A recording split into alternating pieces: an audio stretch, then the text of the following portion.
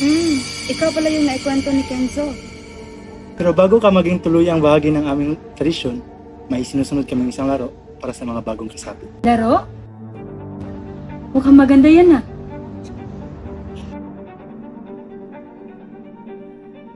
Oo, parang bonding na rin. Pero may special na twist. Hindi ito basta hide and seek. At ako naman si Elisa, sana mabilis ka kasi hindi lahat natatapos nito ng buhay. Biro lang.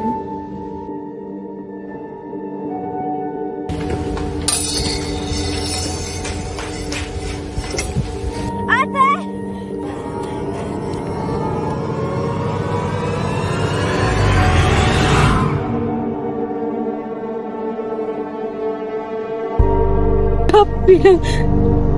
Pamilya.